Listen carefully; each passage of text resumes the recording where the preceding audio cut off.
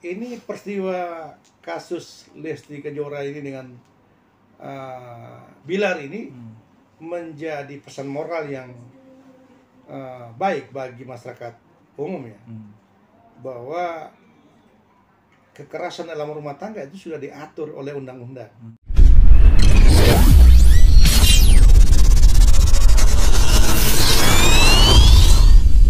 Ya, pemanggilan itu pertama, kedua, dan yang ketiga perintah penjemputan. Ya, itu ada upaya paksa ya. Tapi pemanggilan pertama bisa saja dia tidak hadir. Dengan catatan lawyer harus memberikan alasan kepada penyidik. Kan gitu. Supaya penyidik memiliki pandangan objektif bahwa ini terlapor itu masih dalam tahap kooperatif ya. Ya, masih diberikan toleransi untuk dipanggil kedua atau dijadwalkan kembali. Kan begitu. Tapi kalau argumentasinya bahwa karena sakit mental, karena dibully, ya itu tidak substansi gitu. Karena?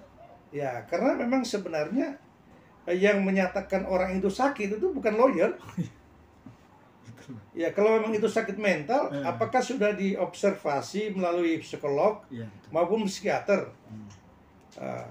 Jadi lawyer harus membawa dokumen ketika dia memberikan pernyataan, dia harus disertai oleh bukti gitu loh.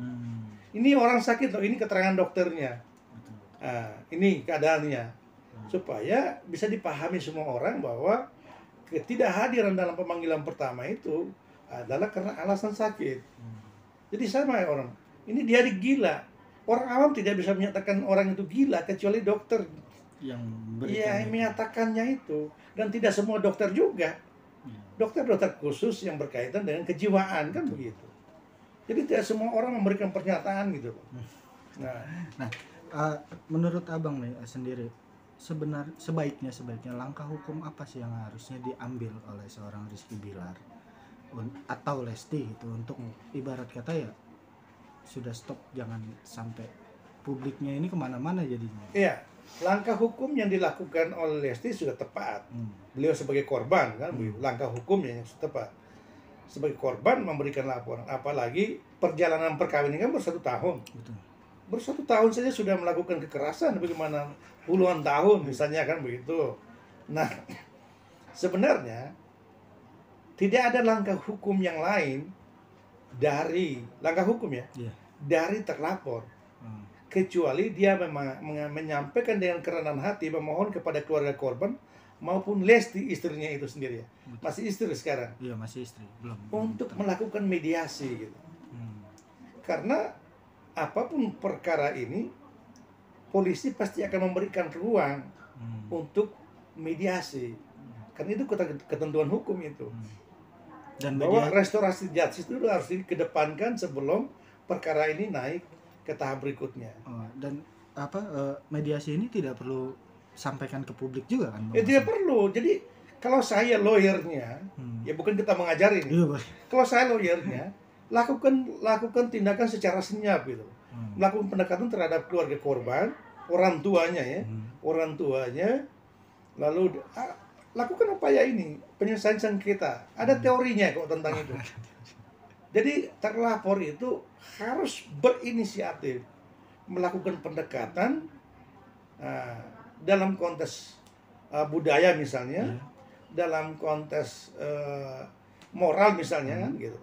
Melakukan pendekatan terhadap keluarga korban, bukan menjauhi korban lalu mengkonter seolah-olah laporan korban itu tidak benar. Wah ini semakin merangsang keluarga korban itu. Dan apakah ketika mengkonter akhirnya terbukti bahwa itu benar akan makin memberatkan dia? Ya makin memberatkan. Jadi kalau saya pikir begini ya, lawyer itu bukan lawyer idealnya itu tidak selamanya harus melakukan pembelaan secara sporadis terhadap kliennya secara subjektif ya.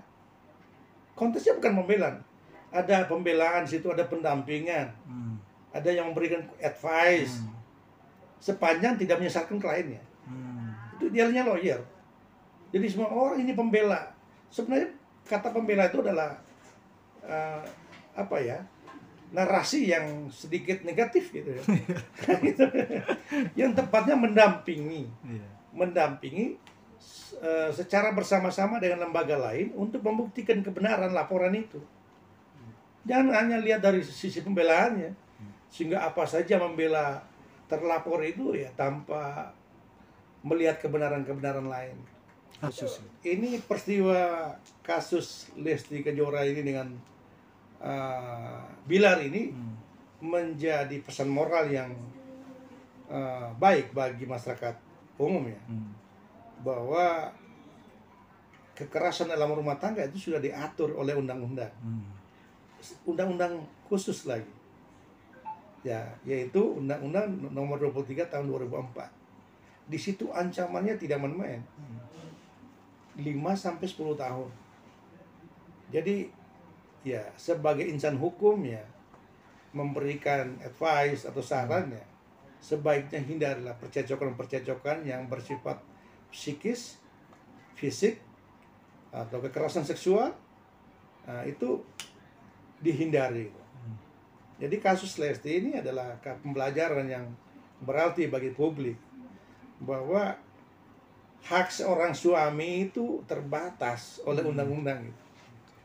Mana yang merupakan haknya, mana yang merupakan yang dilarang, dibatasi haknya. Ada orang yang bilang, ini anak saya boleh pukul dong kan? Ini kan istri saya boleh pukul. Nggak bisa. Sudah diatur dalam undang-undangnya. Bahwa ada hak suami terhadap istri, sepanjang tidak tertuang dalam undang-undang perkawinan, ini nggak boleh. Tidak boleh memukul, kan begitu. Memberi nafkah pun sudah ada kekerasan itu. Tidak memberi, terlantarkan pun sudah kekerasan dalam rumah tangga. Apalagi kekerasan psikis dan fisik. Jadi hindarilah kekerasan psikis dan fisik terhadap suami ataupun sebaliknya, istri terhadap suami atau suami terhadap istri, kira-kira seperti itu. Untuk pihak lawyer yang akan mungkin mendampingi gitu, nah jangan sampai salah langkah hukum nih, gimana Bang? Lawyer mana ini? Lawyer ya, korban atau lawyer terlapor? Dua-duanya lah, maksudnya Abang memberi sarannya seperti apa? Iya, kalau memang ada pengampunan dari Lesti sebagai korban, bisa dilakukan upaya penyelesaian sengketa ini secara mediasi. Ada alternatif penyelesaian sengketa ini, secara alternatif itu adalah mediasi. Nah, ini dibutuhkan ya, inisiatif yang paling tinggi adalah dari terlapor. Bukan pelapor. Pelapor sudah punya sikap untuk melaporkan, berarti pilihan cuma satu. Ya, pelaku itu ya masuk penjara. Maka upaya yang dilakukan bukan upaya hukum loh. Dilakukan terlapor itu bukan upaya hukum, tapi upaya di luar hukum, namanya alternatif penyelesaian sengketa. Jadi ya lawyer lakukan itu gitu. Oke, siap Bang. Makasih banyak Bang. Baik.